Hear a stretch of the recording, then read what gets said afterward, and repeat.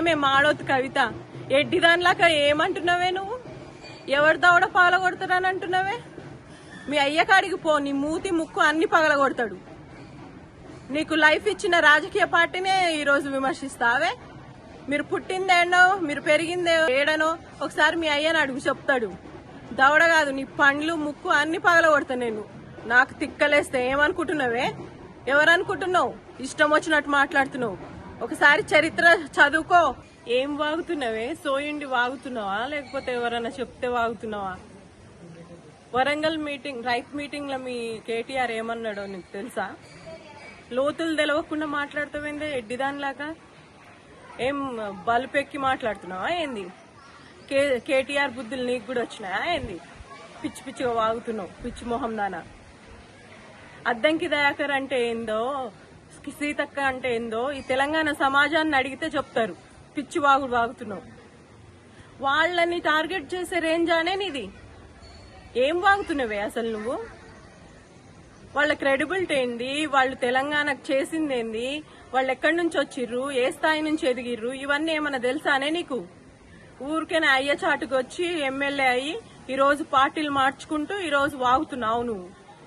మీ పుట్టుక ఏదో, మీరు ఎక్కడి నుంచి వచ్చారో మీ అయ్యని అడగవే, చెప్తాడు. కాంగ్రెస్ పార్టీలో పుట్టి పెరిగి అందులో ఉన్న పదవులు అనుభవించి కావాల్సినంత సంపాదించుకొని ఈరోజు శుద్ధ పూసలాగా వచ్చి ఏమో మాట్లాడుతున్నావేందే? ఒక్కసారి సీట్ రాకపోతే పార్టీలు మారిపోతారు. మీరానే మాట్లాడేది అద్దంకి దయాకర్ గురించి, సీతక్క గురించి.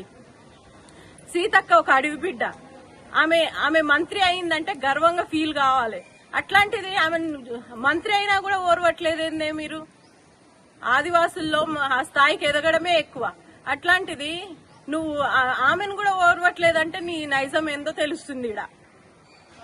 ఈ కేటీఆర్ అసలు ముందు ఈ కేటీఆర్ అనాలే, తీసుకురా మీ కేటీఆర్ ని, ఏడికొస్తాడో రమ్మని మాట్లాడదాం అందరం కలిసి. నేను అద్దంకి దయాకర్ని పంపిస్తా, సీతక్కని పంపిస్తా, రమ్మని ఏడికొస్తాడో మాట్లాడమను దమ్ముంటే. దమ్ము ధైర్యం లేదు. ఒక నత్తిదాన్ని, ఒక సుత్తిదాన్ని పెట్టుకొని మాట్లాడిస్తున్నాడు ఈరోజు. ఎక్కడున్నావే నువ్వు? తెలంగాణ ఉద్యమంలో ఉన్నారే మీరు? మీ అయ్య ఉన్నాడా? పదవుల కోసం పార్టీలలో మారేటోళ్ళు మీరు మాట్లాడితే మేము కాంగ్రెస్ వాళ్ళినాలనా? సిగ్గుండాలే. మొత్తం తెలంగాణ సమాజం ఈరోజు అబ్జర్వ్ చేస్తుంది ఏం మాట్లాడుతున్నావు. బంజారాల పరువు తీస్తున్నావే, దున్నపోతులాకైనావు. ఆ నాలిక తిరగదు, ఏం తిరగదు. ఏం వాగుతున్నావో నీకే అర్థం కాదు. అయినా నిన్నని వేస్ట్. నీకు సంసారం తెలియదు, ఇంకో ఆమెకి సంసారం లేదు.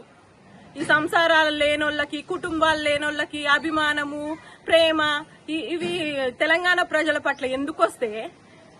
మా మూర్ఖత్వం మీలాంటి వాళ్ల గురించి మాట్లాడడం అనేది మాకు కూడా మంచిగా అనిపించట్లేదు. కానీ తప్పట్లేదు, ఏం చేయాలి?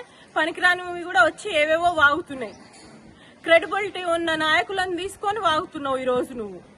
పనికిరానోడు నీ కేటీఆర్ని ఏమో పొగుడుకుంటూ తిరుగుతున్నావు. తెలంగాణని ముంచి తెలంగాణని దోచుకున్న దొంగల వైపు ఉండి ఈరోజు మంచోళ్లను దోషిస్తున్నావు. తెలుసుకో ఎవరు మంచి ఎవరు చెడు, సమాజంలో దేనికి గౌరవం ఉంటది అనేది తెలుసుకో. నాయకుడు అంటే ఎవడు, వాడి లక్షణాలు ఎట్లుంటాయో తెలుసుకొని మాట్లాడితే బాగుంటది. ఈ కేటీఆర్ కి ఏమైనా పని ఉందా? వీడు పెద్ద హౌలాగాడు. ఎవరిని హౌలా అంటావురా నువ్వు? నీకు అసలు బుద్ధి జ్ఞానం ఏమన్నా ఉన్నాదిరా? మీ అయ్యని నేర్పించిన రాజనీతి ఇదేనారా? ఒకసారి 1000 పుస్తకాలు చదివిండు కదా నీ అయ్య, రాజనీతి గురించి చదవలేదా?